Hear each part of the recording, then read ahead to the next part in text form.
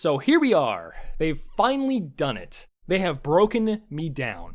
All I ever wanted to do was make dumb videos and just have a good time. But here we are, boys. Today we are going to be talking about copyright abuse and how it is killing YouTube. You heard that right. This is a political video from the guy who's known for editing Dark Souls characters into King of the Hill. Last week I published a video titled, I Ruined Dark Souls Forever. It was a mashup of Sword Art Online and Dark Souls 3, with a good 50 hours of work put into painstakingly recreating the entire OP. It was, of course, immediately claimed and monetized by Sony, which is something I had anticipated. Before I had even started editing this video, I had conceded that I would never see a cent for it. I make videos because I like making videos. Missing out on some revenue here and there is the price you pay for creativity these days. So I published this video on the weekend, and it was pretty well received. I don't track analytics as it's unhealthy to obsess over numbers, but I do read the comments and they were very positive. And as a side note, I really do appreciate that. So this video does seemingly well over the weekend, and then Monday morning rolls around. I wake up and flop out of bed and go to check my email and Discord, and what do I happen to find? My video has been taken down, and I now have a copyright strike on my channel. Okay then, guess I'll just go die, thank you. Now I have a lot to say about this, as the circumstances around this copyright strike are incredibly odd, and I'm pissed off. But before I get into that, I think it's better that we roll back a few months to where this all actually started. Some of you may be aware that over the past 6 months or so, a lot of YouTubers have been having serious issues with copyright claims. A few of you have probably seen me bitching about it on Twitter every few weeks, and a lot of big YouTubers like PewDiePie and MrBeast have been having the exact same problem. While copyright claims have been a part of YouTube for almost 10 years now, these recent claims have been a bit different, and that's what I want to talk about first. Before we start, I'm going to quickly explain what the difference between a copyright strike and a copyright claim is. If a video has a claim placed on it, it's automatically monetized, and all the money goes to the company that claimed it. Claims do not hurt your standing with YouTube, and are generally not very serious. A copyright strike, however, is a huge deal. A strike is generally issued as an official copyright takedown notice, and it completely removes the video from YouTube. If you get 3 strikes on your channel, it's over, dude. You're done. You do not want a copyright strike on your channel. Over the past 6 months, I've noticed a pretty big increase in the number of copyright claims that I've received. And all of these claims seem to have a few things in common. They specifically target videos that have a lot of views. The content they are claiming is incredibly short. I've seen music clips as short as 3 seconds be claimed this way. The claims are always filed manually, and they intentionally disregard fair use. I also happen to notice an incredibly disturbing pattern in the claims that I've received. Here are all my videos that have had copyright claims placed on them by UMG very recently. All of these videos were manually claimed, and all of them were claimed over using 5 or 6 seconds of music. The only exception here is this video which has almost no views, so we will toss it out since it was automatically detected. If we now sort these videos by the date they were claimed, you'll notice they were claimed in order, starting with one of my most viewed videos of all time, and going down from there. There also appears to be a correlation in the time between the claims and the gap between the view counts. So this brings up the question, is there someone literally watching through all of my videos looking for any tiny detail that can possibly claim the video over? And guess what? The answer is yes. And I can prove it. This is a list of job postings for Create Media, one of the companies that's been placing claims on my videos. And look what we have here. Manual Claim Expert. I don't even know what to say. I mean, I knew something like this had to exist, as it's the only thing that explains the current situation, but I still can't believe that there are people out there doing this job. I can't help but wonder if the people doing this job realize or even care that what they're doing is directly hurting people's livelihoods. And as for the job itself, it's pretty awful. $13.35 an hour, part-time, and located in LA. I doubt that even comes close to covering the cost of living there. And, oh wow, look at that. They don't even provide you with a computer to work on. That is fucking classy.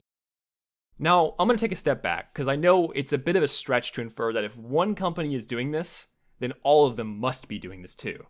But I think it's a fair assessment that if it's possible to be an expert in manual claims, then there must be more than a few companies hiring for a position exactly like this.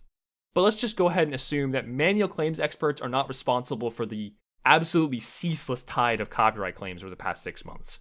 Is there something else that could be responsible? Well, I have a theory, but it is mostly speculation. Most of you are probably familiar with YouTube's Content ID system. Whenever you upload a video, YouTube scans it for copyrighted content, and if it detects something, it automatically places a claim on it. The result is that if you upload an album of music or a TV show, it will immediately get claimed and it will be monetized for the people who own it. But if you are only uploading tiny samples of music or heavily edited bits of TV shows, the system will not claim it because these kinds of things tend to fall under fair use. Now, I believe that big publishing companies like UMG and SME are developing algorithms that scan YouTube for anything they own the rights to with no regard for how it's used. An algorithm that's designed to catch anything, no matter how short it is, and then automatically claim it. There is some evidence for this being the case, and it's a terrifying prospect if it turns out to be true.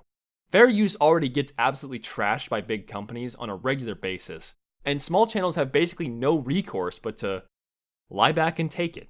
I don't want to see a future where quoting a movie or referencing the lyrics to a song will instantly get you copyright claimed or censored. You may think I'm exaggerating here, but this shit is already happening. Just as an example, PewDiePie jokingly sang Despacito in a video he did last year. Despacito, quiero respirar tu cielo despacito, deja que te digas que sos al oído, para que tu arco se nota tu amigo. Despacito. And of course, later that week, the video was claimed by UMG. Recently, Ethan Klein spoke on his podcast about a previous episode that was claimed for showing the trailer to a 20-year-old movie. A trailer. Really? And every time we finish the episode, we go back and then we're like, oh, we got claimed by... Oh yeah, our last step got claimed. What was it for? A movie trailer. Oh yeah, a movie trailer from Tiptoes from fucking like 2000.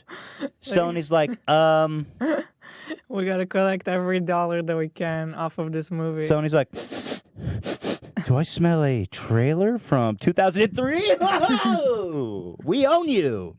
And there was also a really amazing incident recently where Mr. Beast had a video claimed for saying the lyrics to a song with no context to the original song. Let me repeat that. He said the lyrics to a song, coincidentally, without even knowing the song existed. And a company claimed the video for that. Imagine unironically wanting to live in 2019. Alright, so let's now talk about disputes. When a company places a claim on one of your videos, you have the option to file a dispute stating why you think the claim is invalid. The company can then release the claim or uphold it. If they decide to uphold the dispute, you can file a counterclaim, which either results in the claim being released or the video being taken down. Now, this sounds fine in passing, but there is one little problem. The company that files the claim also determines the result of the dispute. That's right, boys. They get to be judge, jury, and executioner. Now, bear with me here. This next bit is absolutely shocking, but most of these companies abuse this power and always uphold their disputes regardless of whether it's valid or not. I know, it's mind-bending. How could we have possibly seen this coming? We only gave them absolute control over the entire situation, and then they abuse it in their favor. How could we have known? So on top of all that, they also purposely take as long as possible to respond to any dispute. This is likely in an attempt to make you wait so long that you've forgotten about it so that you don't try to contact them or fight back against the dispute. I'm serious, I've filed like hundreds of disputes in my time on YouTube, and I've never seen a company respond in less than 10 days. I would say the average is actually the full 30 days that they're allotted. They sit there all day placing claims left and right, but when you send out a dispute, it takes them a month to respond to it. Awesome. And you know what? Before we move on from this, I'm going to go through a few more of my videos that have been claimed that I currently have an active dispute going on for that's taking forever. My Divinity Original Sin video was claimed by UMG for using 14 seconds of the Oh Yeah song. 14 seconds. Alright, sure.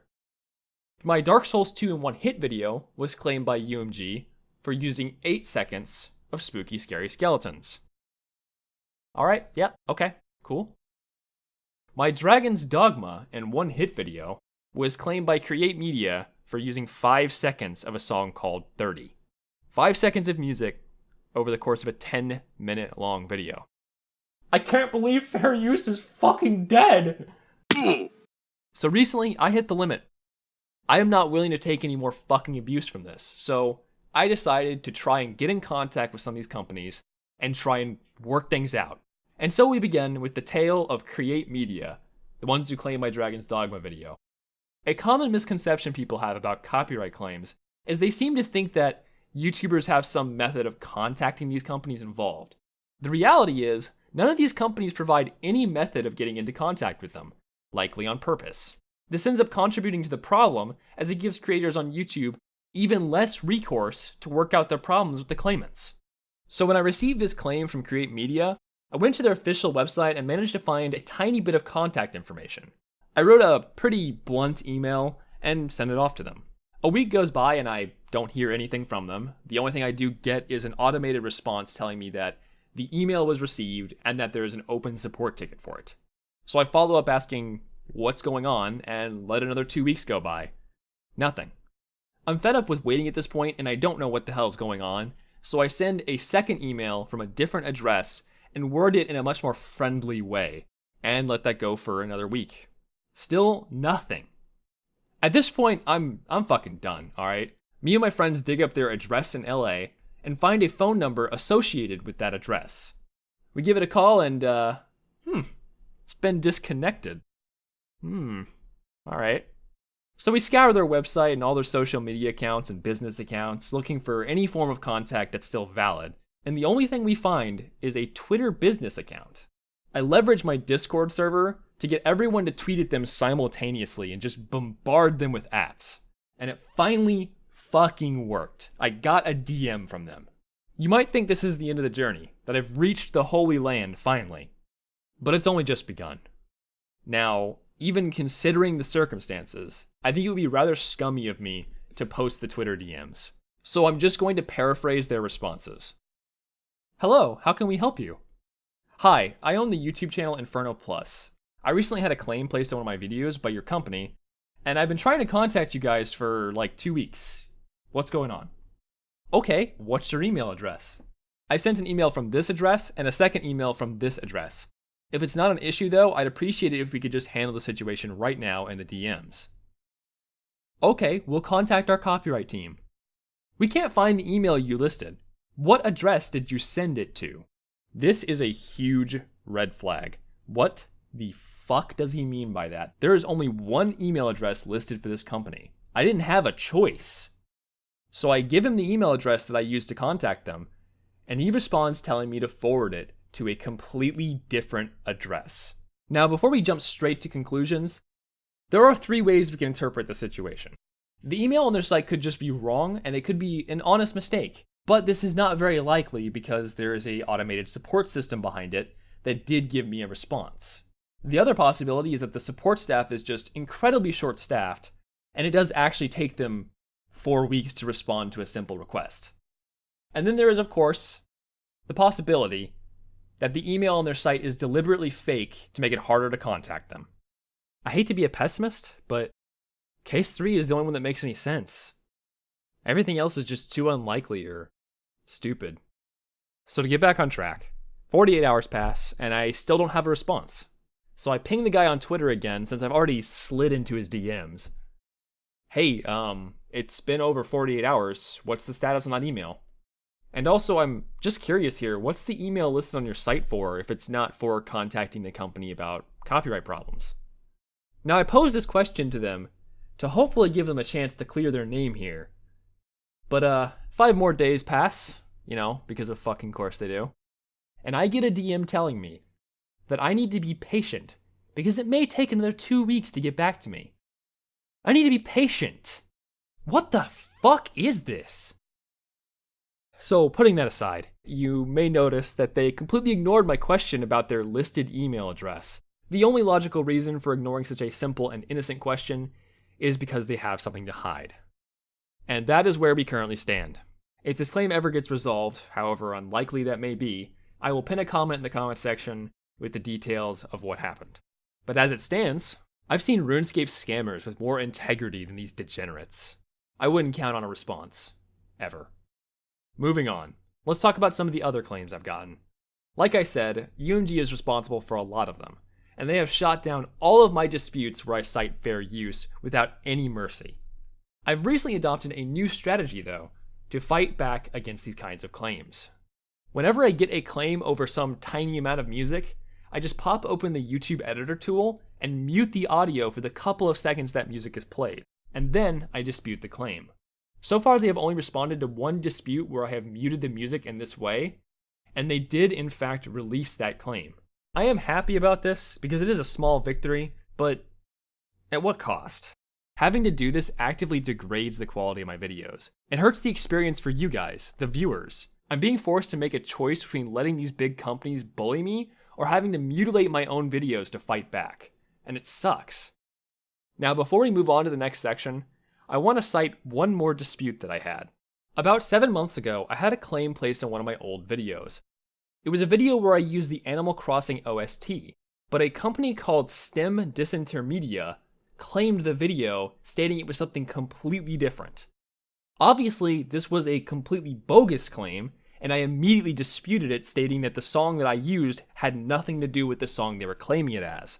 3 weeks roll by, because of course it does, and then I get a response. They rejected my dispute, stating that they had rights to the Animal Crossing OST. What am I supposed to say?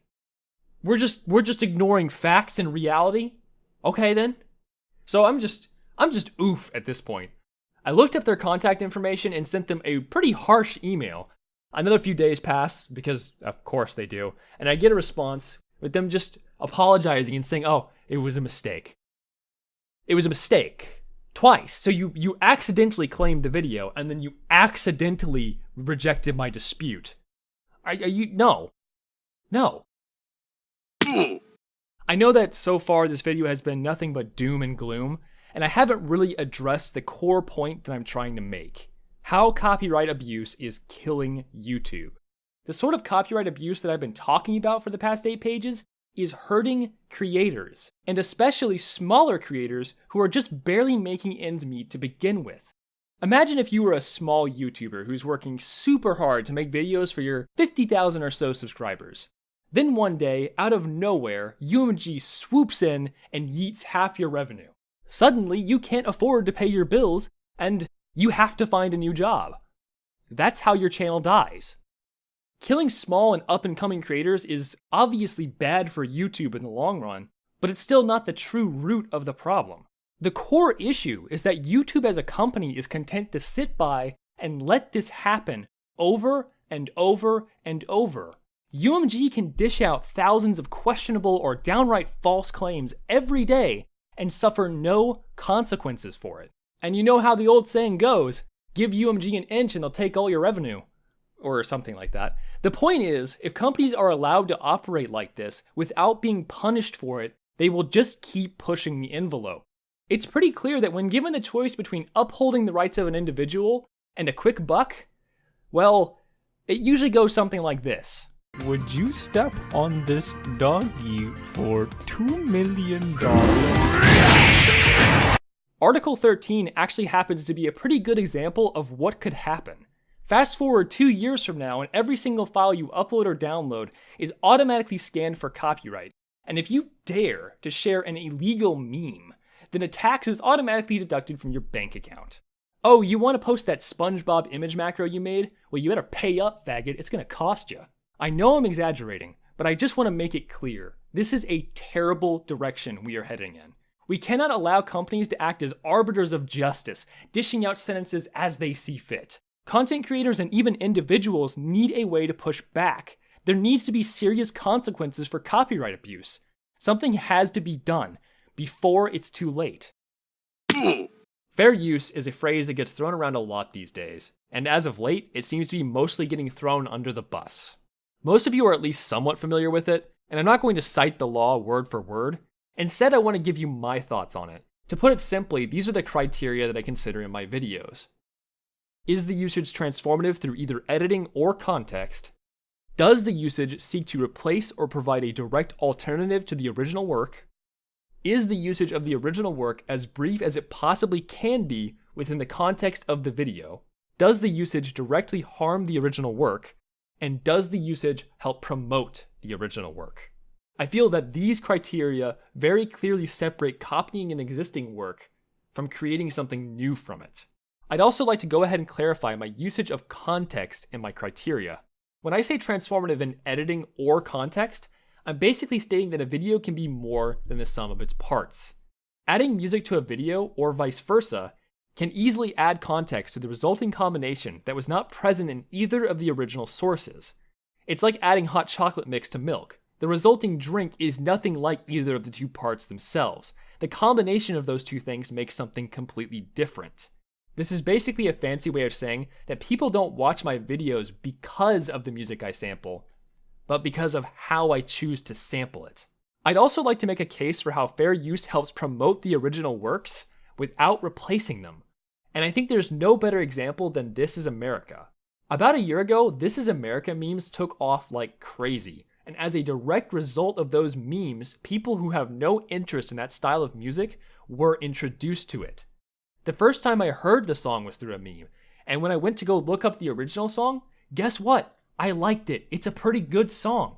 Memes directly promoted the song to me. Fair use directly promoted the song to me. Hell, I even made my own This Is America meme at the time that it was popular. I really did enjoy it, and of course it got fucking claimed, because, why wouldn't it? Why wouldn't it? It's time to talk about the copyright strike. So as I said before, I received the strike on Monday morning. There was absolutely no information given, and it was just a completely generic takedown notice. The thing I find incredibly odd about this whole situation is that you can easily find dozens of SAO videos all over YouTube. I don't understand why they decided to strike my video down when all of these other videos are still up and have been around for years.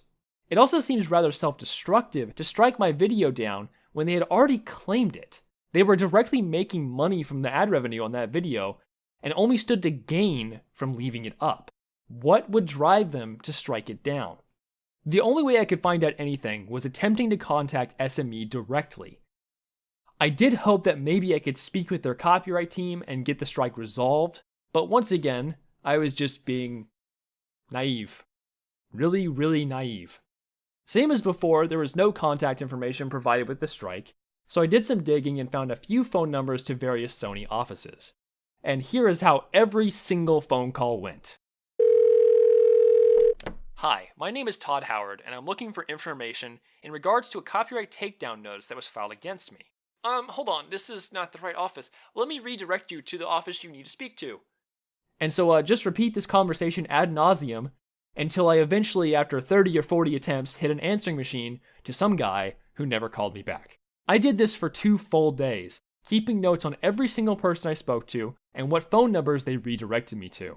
I spoke with dozens of people, and yet not a single one of them could help me in the slightest. Eventually, I couldn't fucking take it anymore and did some more research, eventually running across a number to the Sony Japan offices, who were specifically responsible for filing this takedown notice. There was a little problem though. I don't speak Japanese. Luckily though, I did have some friends who were very fluent in Japanese and they agreed to call on my behalf. Here are the conversations that were transcribed back to me. These are from their memory, but they're smart dudes, and I trust their accuracy. You may notice that this call was very brief. My friend told me the rep he spoke with was actually rather rude, and he believes it was because of his accent, as he isn't a native speaker. Because of that, we got a second person to call on our behalf, who was a native Japanese speaker, and we got a noticeably different result. The response here was much more respectful, but unfortunately it was still completely useless. The number they gave us was a number I'd already called numerous times with no luck. Once again, this is just speculation, but I believe this is all intentional. They don't want people to resolve these strikes or claims. They just want to run you in circles until you give up. So without any direct statement from SME, all I can really do is speculate about why they filed this takedown notice. And I believe there are 3 cases that seem the most likely. The first, and what I believe to be the most obvious and probable case, is an automatic removal. It's possible that any video that contains material they own will get automatically removed if it receives a large number of views in a short period. Probably is just a safeguard against piracy or redistribution. The second, and probably worst case scenario, is that they just didn't like the video. There was nothing grossly offensive or awful about it. I mean, the only thing I can think of is that they don't like that I changed the logo from saying Sword Art Online to saying Fat Cock Online. But surely a juvenile, stupid joke like that couldn't possibly be grounds for a strike. And in the incredibly stupid case where it actually is the reason, using copyright strikes to enforce selective censorship is a horrendous practice. The final and most unlikely situation is that the video was struck down in retaliation to me filing a dispute over it. When I published the video, it was immediately claimed by Content ID. This was something I had anticipated would happen, but I didn't anticipate that it was also going to be blocked in various countries because of it. So I filed a dispute in the slim hope that they would release the region restriction or possibly just the whole claim. In reality, though, all I expected was the dispute to be rejected, as that is basically the precedent that has been set 1,000 times already. Now, it may seem possible that they struck the video down as a response to me disputing the claim. I don't think this is likely because the time frame is too tight. As I've said before, disputes don't get responded to for weeks and weeks usually, and this was 2 days. I doubt anyone even saw the dispute. Now, if they did actually strike the video in retaliation to a dispute, though, that is an incredibly bad sign. It would mean they are essentially trying to scare people into not filing disputes at all. A statement of, if you even try and push back against us, we will strike your videos until your channel is gone. This would be a gross abuse of their power and also an obscenely hypocritical move.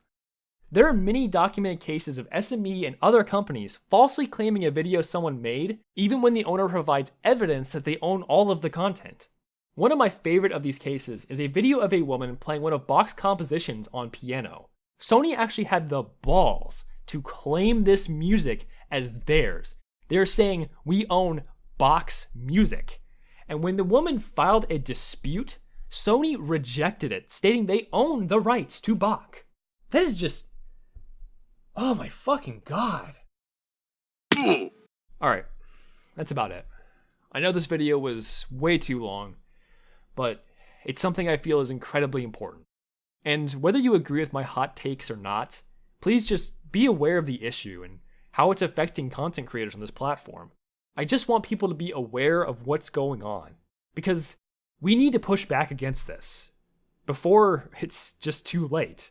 So I'd really appreciate it if people shared this video with your friends or even other content creators on YouTube. And you know, most people who watch me know I don't usually ask for stuff like this. I don't beg for subscribers.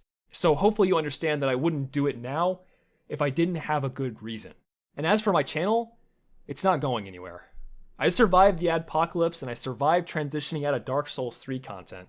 I'll survive this. You can expect more normal videos coming up soon. Or at least as normal and soon as this channel is possibly able to do. I know I'm a massive slowpoke, you know. Sorry for the delays and all that. So, have a nice day, guys, and don't forget to punch back up.